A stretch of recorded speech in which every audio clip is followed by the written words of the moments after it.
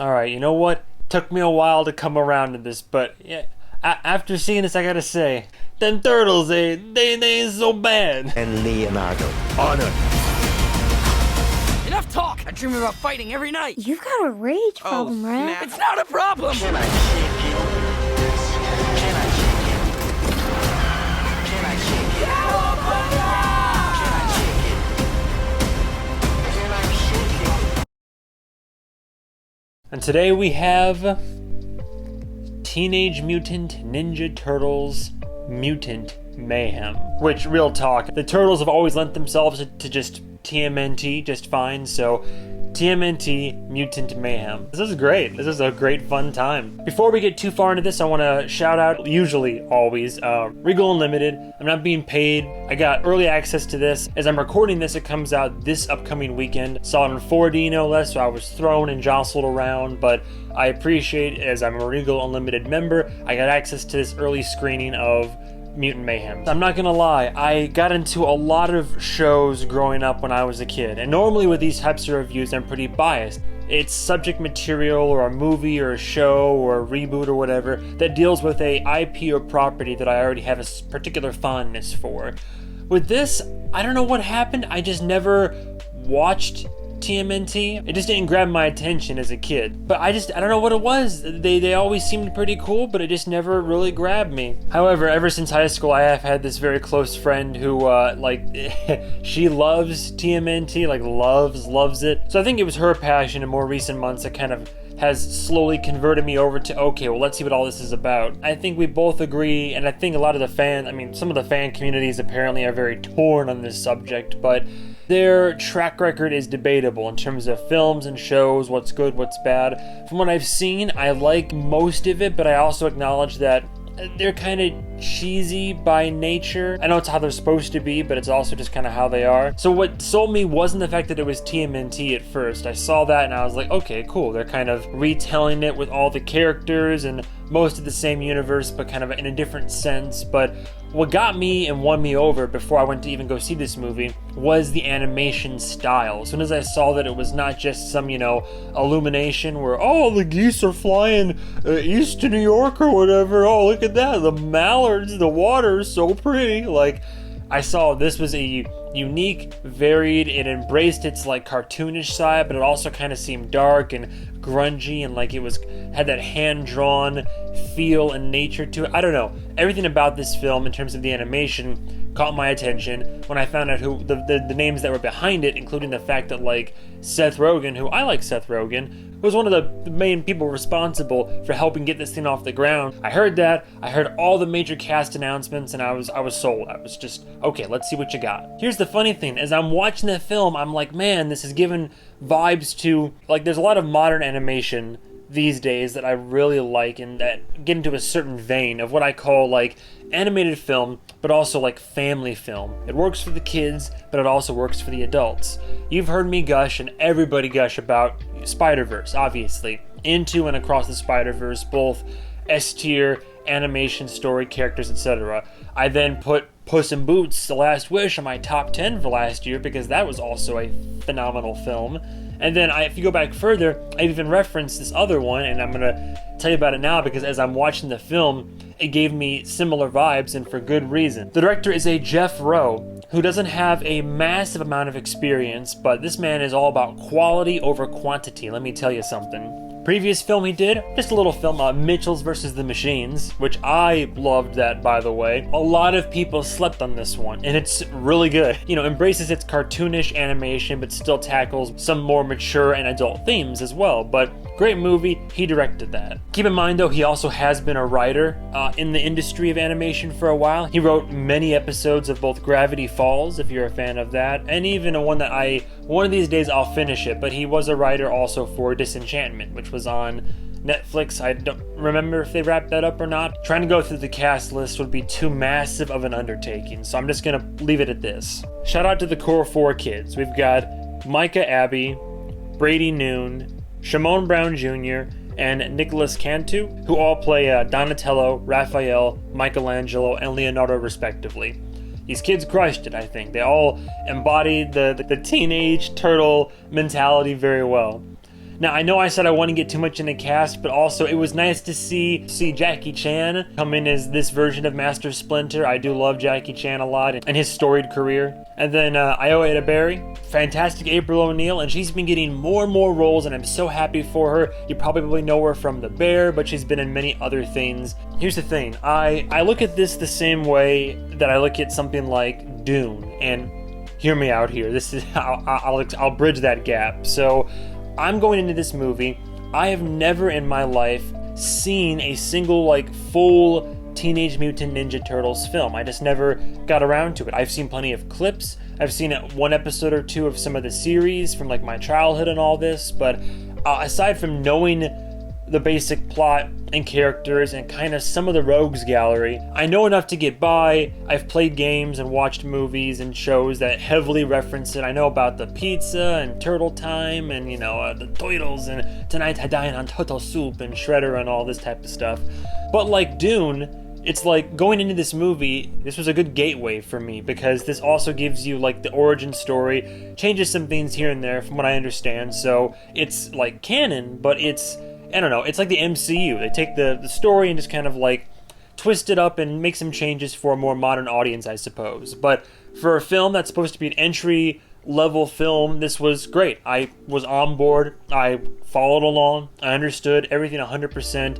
I know it's weird to compare it to Dune, but Dune did a similar thing for me where it gave me a world and characters and different narrative plot points and elements that I was clueless about and was able to introduce and educate me and have me follow along and be involved and get into it effectively. So this did a very good job of that. I really enjoyed this. I think it's the highest reviewed TMNT movie to date, period. I think even IGN gave it some praise and accolades.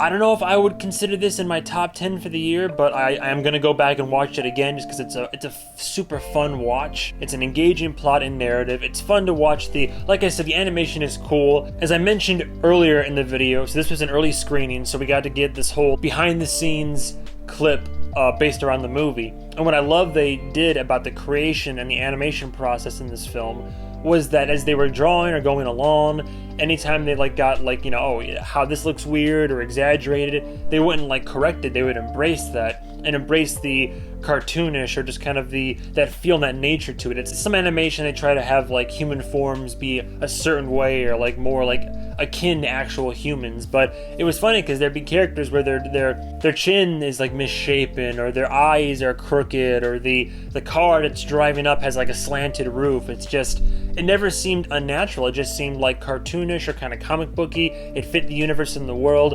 playfully exaggerated, and it worked really well to the film's betterment. It made it for a engaging visual style that I just liked a lot. The cast is great, like I mentioned before, absolutely no complaints. Here's the funny thing, so I think what turned me off to TMNT in the past sometimes was that the humor and the dialogue, you know, it could be cheesy, but it could also be juvenile, and it could be, you know, almost MCU level, like, oh, that's gotta hurt, that's gonna leave a mark in the morning. This was as cheesy as the pizza I had fried.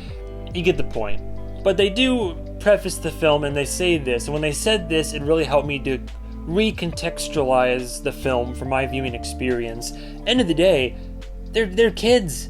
These are teenagers. That's what I always fail to see, and I think it's because it's hard to picture mutant turtles as anything but like adults, you know, or just adult men that are fighting crime in old New York over here. But again, it's in the title, Teenage Mutant Ninja Turtles. So when you put that in the context and you have the kids basically, which by the way, cast perfectly in terms of a voice cast level, so they look like kids, they sound like kids, it makes more sense. I can be much more copacetic when it comes to if any of the dialogue is like a little bit cringy or cheesy or juvenile, which for this film, they're not too patronizing, by the way. They are kids and they do say stuff that also may or may not age well. I think the word Riz is thrown around a little bit. You old heads, here you go, Riz. But overall, it works. But at the same time, they are kind of mature for their age-ish. Like, they're immature, of course, and they have their own, some of them might need therapy, some more than others. It's a who's who of, names that you know, names that you might be somewhat familiar with or not, or voices that sound familiar. I don't know much about the TMNT Rogues Gallery, but it gives me vibes to kind of like DC villains. Just they're varied, they're different, they all have unique attributes. It was cool to see a variety. I mean, they call it Mutant Mayhem. There's plenty of mutants in this flick, and they all have their own personalities, their own quirks, attributes, abilities, voices that are different. It was really cool. And this film does get occasionally dark. I think the film is PG, so I mean overall you can't get too terribly dark. Themes of acceptance and alienation, fear of the other, blood and gore, no, but these people, they throw down, ass kicking galore. I'm pretty sure some pretty adult violence happens that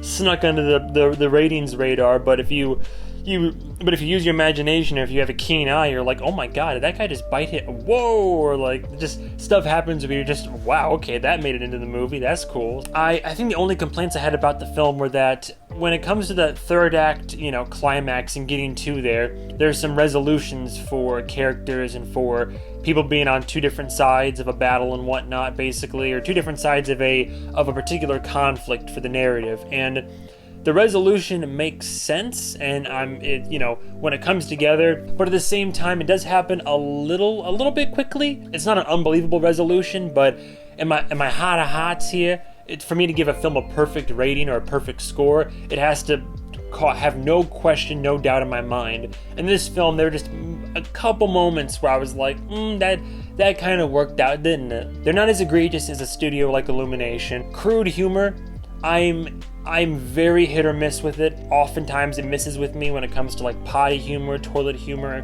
just crude humor just for the sake of being like, vomit or poopy in my pants. This film, I think, handles its use of crude humor well overall, but there's still some moments that just make me go like, alright, like, I get it, like, it's this person's projectile vomiting, and that makes it the hee and the ha and a little bit of the ho. It's not terrible, but it happens, and because it happens a little bit, I'm just like, alright, like, I get what they're going for. At the end of the day, it is for kids and adults, but me and crude humor don't always mix well together. So, not to mention all the milking jokes. I don't mind, the milking jokes were funny, but at the same time, and also like me and my deviant brain, whenever I think of milking, it's not quite what I have in mind. I was cautiously optimistic that it would be good, and I thought it was very, very good. I don't know if I loved it. Like, I didn't love it as much as I loved like Spider-Verse or Puss in Boots: The Last Wish. I can't give it a perfect rating. It leaves itself open for sequels.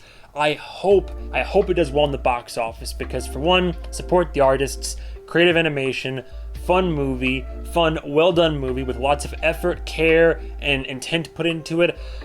A lot of Easter eggs for TMNT fans. To my friend who's a more hardcore fan of it, as well as between what I thought and what she thought, all the characters were given a proper development.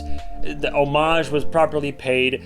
Overall, even if you're like me and you're not a huge fan of the Turtles going into it, I think as a film by itself, it still stands well on its own 2 feet and exists in a vacuum and can be reviewed as such. I always get on my soapbox about animation when it comes to being a medium, not a genre. It's for all ages, and I want to always spread the word into messaging about it. So see it in theaters, support it in theaters. I would love to see more sequels in the similar art style, the similar universe. Give us at least 2 more movies. Let's pull a Spider-Verse here. I was on the fence, but I think I'll be fair here and take into account my detractions from the film, and that it wasn't perfect, but it was very, very good. I would easily give Mutant Mayhem a very high 4 out of 5. I wouldn't say it's on the precipice of perfection. Like, there wasn't like a small, minute misstep, but there are just a couple detracting factors for me that keep me from giving it like super high. But don't get me wrong, high 4 out of 5 is still fantastic for a film. I don't want to put the cart ahead of the horse here, but you might be looking at a new